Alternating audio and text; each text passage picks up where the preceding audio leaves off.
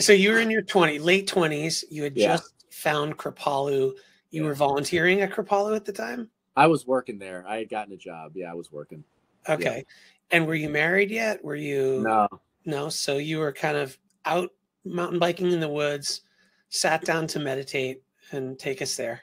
Okay. So I sat down to meditate, and I asked the Holy Spirit to sit with me. That was pretty much the words. I asked for God to be with me in that moment, and not because I wanted anything, but because I was just so grateful for the fact that so many good things were coming into my life. I wasn't asking for help.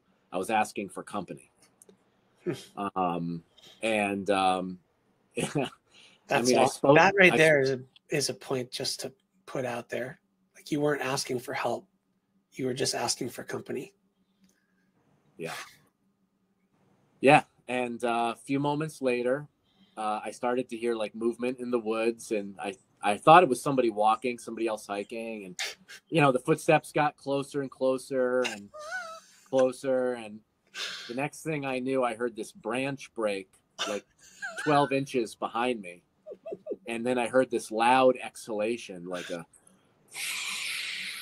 oh God. And like all the energy just like rushed up my spine, and like all the hair stood up on the back of my neck. And I had my back up against this oak tree, and I just knew that there was a bear like right behind me. And I slowly turned my head, and yeah, right there was the hump of a black bear. And just from like the hind leg back to the rump. How big do you think it was? I don't know. It was everything gets weird when you have that much adrenaline running through you. Mm-hmm. I've experienced that. Yeah. Wait, like, you know, as far as size, I mean, a typical black bear is what, like 5.5 feet tall standing? Something like that. Yeah. It was like, we're not talking about a grizzly, but no, it was at least like a 250-pound bear. Yeah. You know, right behind me. It was not a yearling or like a young, it was a mature black bear. So there's the scene in like the original Terminator movie when like Schwarzenegger's in the hotel room, and like somebody knocks on the door, and like and they ask him a question, you can see like all the different responses, like, and then the program picks the best one. Oh yeah. It was like that, but it was like my brain was just like all the things I could do to survive that situation. So I thought I should get up and run. I should try to climb a tree. I should yell, right? And I went down through them all, and at the bottom was do nothing. And I was like, and I kind of was like, well, that's probably the best thing to do is do nothing. It was just full of, my whole body was just pumping with adrenaline. But it was in that moment that all of my yoga training just came right into my front of my mind. Because one of the things in Kripalu yoga in particular that we're trained in is this method of breathe, relax, feel, watch, and allow. Brifwa, yeah. Which by the way, in your book, the audio book, the guy says BRFWA. BRFWA. Maybe one of these days they'll let me re-record that. You got to re-record it. It's still awesome. Honestly, I highly recommend listening to audiobook. It's actually still quite good. There's just some yoga terms that the speaker doesn't know, but it's fine. So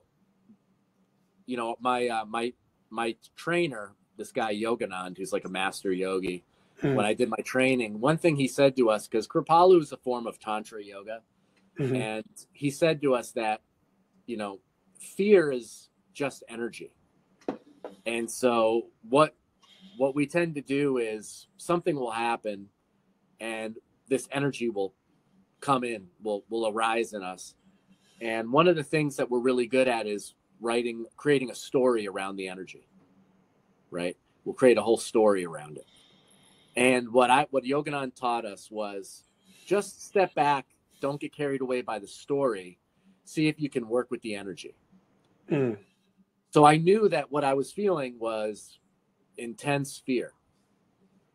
My fight or flight response was awakened.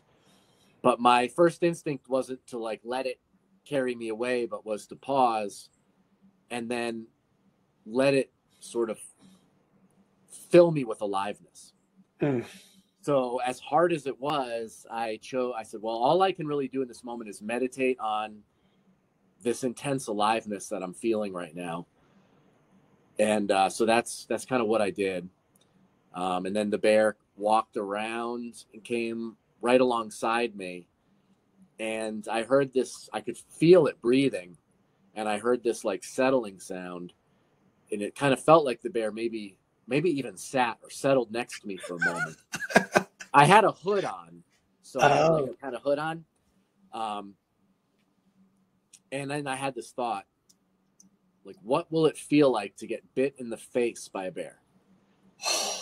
And then I was like, that's not a good thought, right?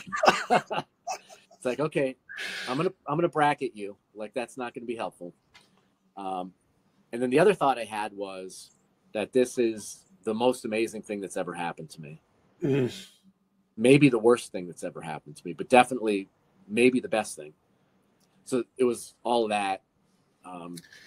Did you have any thoughts like, I am ready to die, or like, I let go of everything kind of thing? Or maybe not necessarily as a conscious thought, but as a experiential, like, was there a total surrendering, or was it no? Curious about that. Great question. No, definitely not. The idea of being killed by a bear was not something I was ready to surrender to. I mean, it was more like I was really hoping that didn't happen. So it wasn't complete surrender, because I was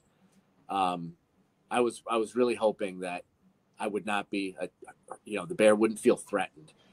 But that I was like, my sense was I didn't want to threaten the bear, but at the same time, the whole thing was so overwhelming because of what had happened right before the bear showed up. Right. So you was literally like asking the Holy Spirit to join you, to sit with you. And here's the bear. Yeah. It's like pretty amazing. And then the bear got up and walked away. And I did turn and look at the bear, and the bear turned and looked back at me as they were kind of going over the hill. And they had like a big butt, like just this, bears sort of wobble side to side and they walk. So it was very relaxed. The bear just kind of turned and looked back at me, and I looked at the bear, and away they went. So, that was, up until the moment my children were born, it was, the most intense thing I'd ever experienced.